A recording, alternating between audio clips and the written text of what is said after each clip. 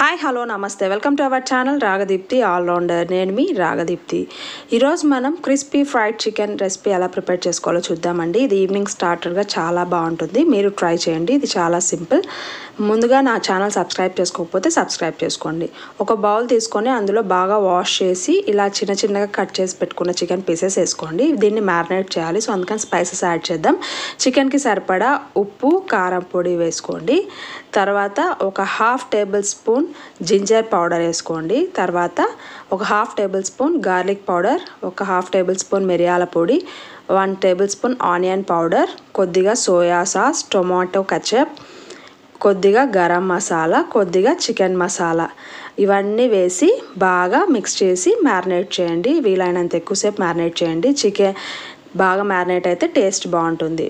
So మూత పెట్టేసి ఒక హాఫ్ అన్ అవర్ పక్కన పెట్టేయండి.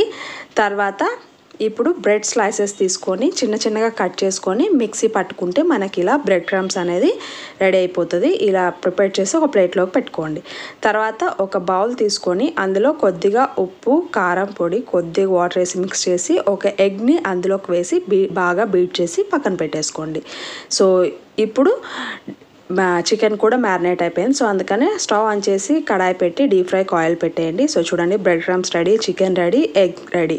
సో ఇప్పుడు ఫ్రై చేసుకుందాం. సో ఒక్కొక్కటిగా చికెన్ పీస్ని ఎగ్ బ్యాటర్లో వేసేసి ఇప్పుడు బ్రెడ్ క్రమ్స్తో ఇలా కోట్ చేసి పెట్టుకోండి. అన్ని చికెన్ పీసెస్ ఇలా డిప్ చేసి బ్రెడ్ క్రమ్స్లో కోట్ చేసుకొని పెట్టుకోండి.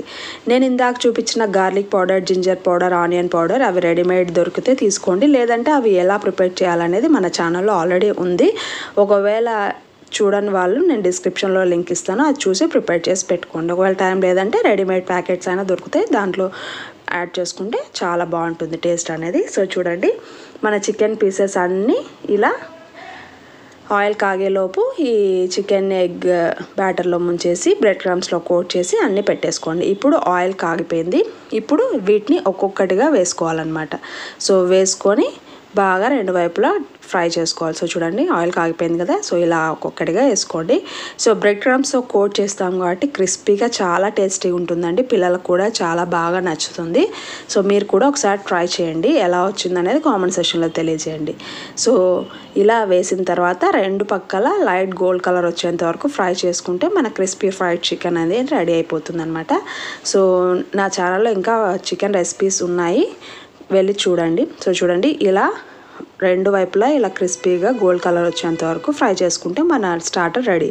ఇలా సాస్తో అయినా తినచ్చు, డైరెక్ట్గా అయినా తినచ్చు. మీకు నా వీడియో నచ్చినట్టయితే please like, share and subscribe my channel Ragadeepthi all.